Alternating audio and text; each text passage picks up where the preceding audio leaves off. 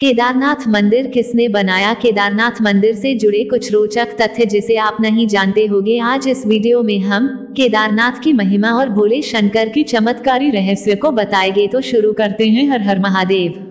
केदारनाथ धाम 2013 में आई प्राकृतिक आपदा के बाद से सैलानियों के बीच अत्यधिक प्रसिद्ध हो चुका है। हालांकि धार्मिक रूप से इसकी मान्यता पहले जैसी ही है। ऐसा इसलिए क्योंकि केदारनाथ 12 ज्योतिर्लिंगों में एक ज्योतिर्लिंग, पंच केदार में एक केदार एवं उत्तराखंड के 4 छोटे धामों में से एक धाम है। अब बात करते हैं केदारनाथ के इतिहास की। बहुत से भक्तों के मन में यह प्रश्न होता है कि केदारनाथ मंदिर का निर्माण किसने किया या केदारनाथ की कहानी क्या है। इसलिए आज हम आपको केदारनाथ मंदिर का संपूर्ण इतिहास बताएंगे। केदारनाथ मंदिर का इतिहास। महाभारत युद्ध के पश्चात पांडवों का पश्चाताप। कुरुक्षेत्र की भूमि पर 18 दिनों तक लड़े गए महाभारत के भीषण युद्ध के बारे में भला कौन नहीं जानता। इस युद्ध में सभी रिश्तों की बलि चढ़ गई थी, फिर चाहे वह गुरु शिष्य का रिश्ता हो या भाई भाई का या चाचा भतीजे का। 18 दिनों तक निरंतर कुरुक्षेत्र की भूमि कौरव व पांडवों की सेना के रक्त से लाल हो गई थी। महाभारत का युद्ध समाप्त होने के पश्चात विजय तो अवश्य ही पांडवों की हुई थी, लेकिन तब तक बहुत देर हो चुकी थी क्योंकि उन्होंने भी बहुत कुछ खो दिया था। युद्ध समाप्ति के कुछ समय बाद जब सभी पांडव भगवान श्री कृष्ण के साथ बैठकर युद्ध के परिणामों व प्रभावों के बारे में चर्चा कर रहे थे, तब श्री कृष्ण ने उन्हें पश्चाताप करने को कहा। श्री कृष्ण के अनुसार पांडवों के ऊपर ब्रह्म हत्या, गोत्र हत्या, कुल हत्या, गुरु हत्या इत्यादि कई पाप चढ़ चुके थे। इसके लिए उनका प्रायश्चित करना आवश्यक था। पांडवों ने इसका उपाय पूछा तो श्री कृष्ण ने बताया कि उन्हें इन पापों से मुक्ति केवल भगवान भोलेनाथ ही दे सकते हैं। इसके पश्चात सभी पांडव भगवान श्री कृष्ण की आज्ञा से भगवान शिव से मिलने काशी नगरी की ओर चले गए। पांडवों के द्वारा भगवान शिव की खोज।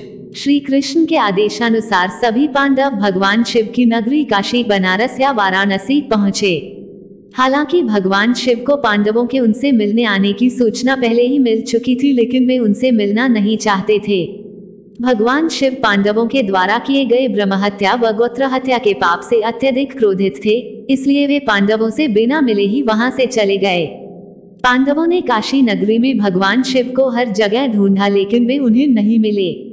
इसके बाद सभी पांडव हिमालय के पहाड़ों पर बसे उत्तराखंड के गढ़वाल क्षेत्र में चले गए। भगवान शिव भी पांडवों से छुपकर यहीं आए थे। भगवान शिव ने लिया बैल रूपी अवतार। जब भगवान शिव ने पांडवों को अपने पीछे पीछे गढ़वाल क्षेत्र की ओर बढ़ते हुए देखा तो उन्होंने इसका एक उपाय निकाला। वहां पहाड़ों के बीच कई पशु घास के मैदान में चर रहे थे। भगवान शिव उन पशुओं के बीच में गए और बैल रूपी अवतार ले लिया ताकि पांडव उन्हें पहचान नहीं पाए। भीम ने पकड़ा भगवान शिव के बैल रूपी अवतार को।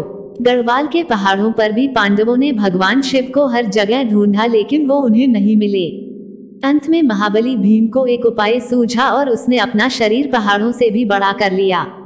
उसने अपना एक पैर एक पहाड़ी पर और दूसरा पैर दूसरी पहाड़ी पर टिकाया और गहनता से महादेव को ढूंढने लगा।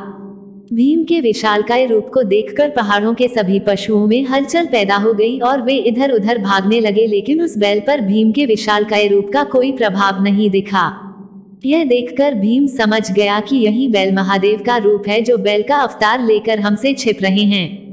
महादेव को भी पता चल गया कि भीम ने उन्हें पहचान लिया है। यह देखकर वे बैल रूपी अवतार के साथ धरती में समाने लगे।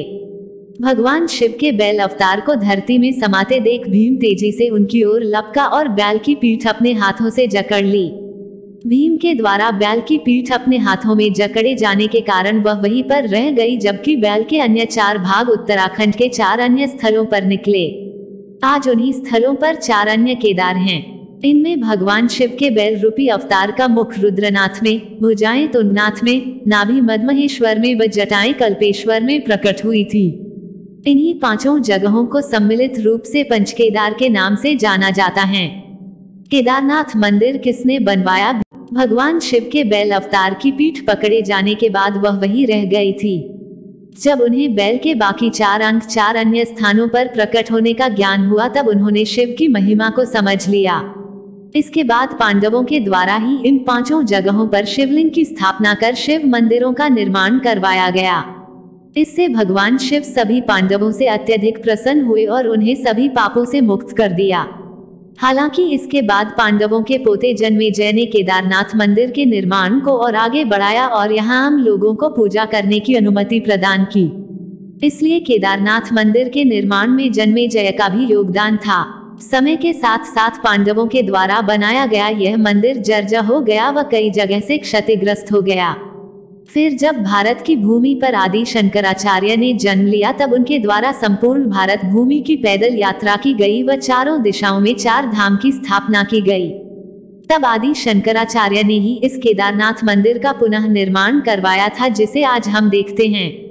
इसके बाद अपने जीवन के अंतिम समय में आदि शंकराचार्य ने इसी केदारनाथ मंदिर के पास ध्यान लगाया था व समाधि ले ली थी। उनकी समाधि आज भी केदारनाथ मंदिर के पास में ही स्थित है। फिर 10वीं से 13वीं शताब्दी के बीच कई भारतीय राजाओं ने मंदिर का जीर्णोद्धार करवाया था। हालांकि 2012 में आई भीषण प्राकृतिक आपदा के बाद केदारनाथ मंदिर के आसपास के ढांचे को बहुत क्षति पहुंची थी।